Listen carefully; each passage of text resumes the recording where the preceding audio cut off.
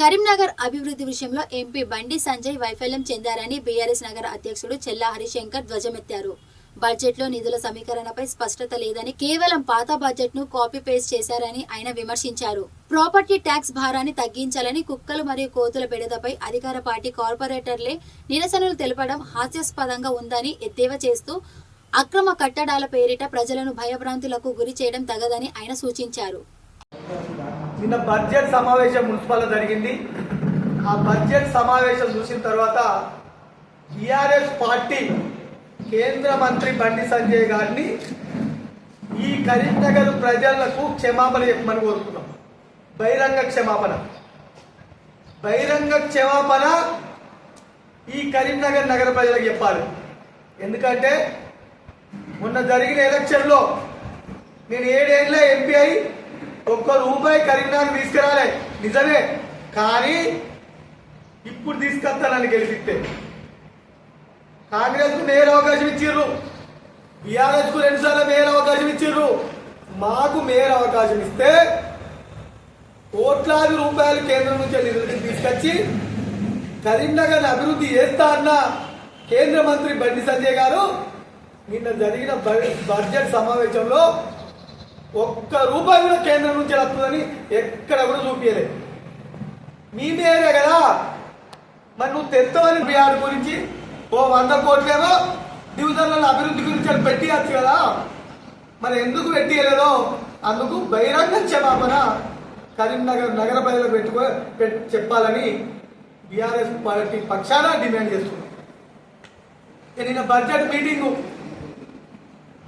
ఈ బీజేపీ పాలకవర్గం మేయర్గా గద్దెలెక్కి 45 రోజులు అవుతుంది. కాపీ పేస్ట్ చేసారు.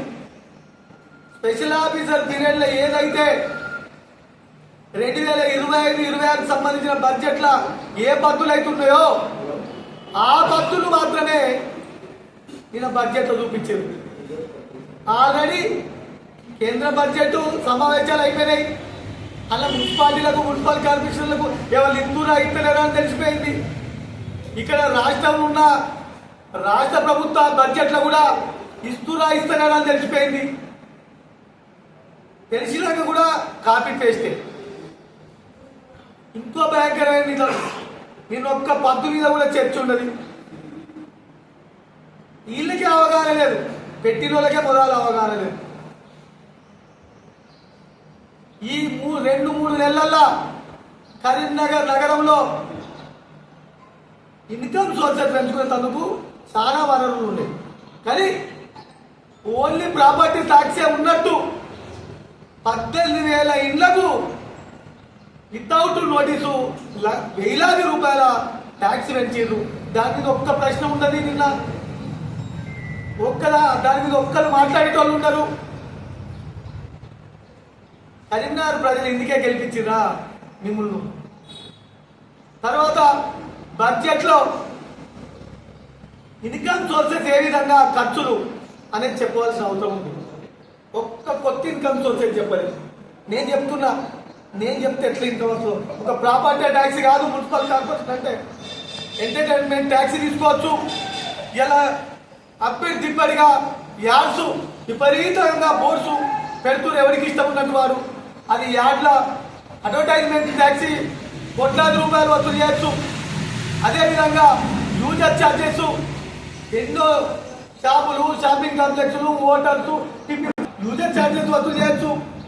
మరి ఇంత గొప్పగా పెంచిడి కావాలని టౌన్లో కూడా వందలాది వేలాది షాపులు నిర్మాణం జరుగుతున్నాయి.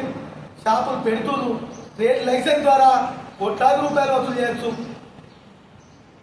ఇలా పార్కింగ్ ప్లేసులు ఏర్పాటు చేసి పార్కింగ్ ప్లేసులలో కూడా మనం ఇన్కమ్ సోర్సెస్ తెచ్చుకోవచ్చు.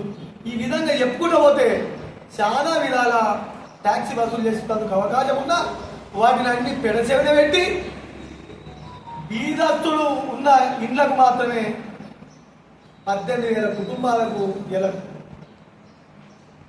ట్యాక్సీ పెంచే విధంగా, ముక్కుపిండి వసూలు చేసే విధంగా అది చేస్తే ఈ రాష్ట్ర ప్రభుత్వం, కాంగ్రెస్ ప్రభుత్వం చేస్తే మరి మీరు మేయర్ అయ్యారు కదా, బీజేపీ వాళ్ళు మేయర్ అయ్యారు కదా, మరి అవి ఎందుకు తగ్గిస్తలేరు?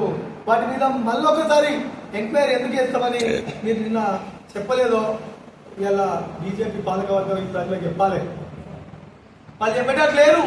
మరి కేంద్ర మంత్రి గారు మీకు కూడా ఓట్లేసారు, మీకు కూడా కరీంనగర్ నగర ప్రజలు ఓట్లేసారు. కేంద్ర మంత్రి గారు మీరన్న జవాబు చెప్పాలి. తప్పు చేసినాం, ట్యాక్సీ వచ్చింది, కాంగ్రెస్ ప్రభుత్వం మేము తగ్గించుకున్నాం అని చెప్పాలి. అది లేదు. ఇంకా దానిలో బడ్జెట్లో ఉన్న వాటికే పైసలు ఇచ్చేది ఎక్కువ లేదంటే మస్తు మంది ఎంప్లాయీలు ఉండగా బదిలీ వర్కర్లను పెట్టుకుంటారు మున్సిపాలిటీ. అది స్టేట్ గవర్నమెంట్ పైసలా, దేశ గవర్నమెంట్ పైసలా? ఇక్కడ మున్సిపాలిటీలో ప్రజలు అష్ట కష్టాలు పడి చిన్న చిన్న ఉద్యోగాలు, చిన్న చిన్న వర్క్ చేసుకొని నివసించే ప్రజలు కట్టిన ట్యాక్సీ వృధాగా డిక్టేషన్ తెచ్చుకొని వాళ్ళకు లక్షలాది రూపాయలు జీతం ఇచ్చుడు ఎందుకని నేను ప్రశ్నిస్తున్నాను. దాంతోపాటు ఎటువంటి పని లేకుండా ఆఫీసులో కూర్చుండి ఆఫీసులో కూర్చుండి ఇంటికి పోయే వ్యక్తులకు ఎందుకు కార్లు లక్షలాది రూపాయలు కార్లు పెట్టి కార్ల ఖర్చు ఎందుకు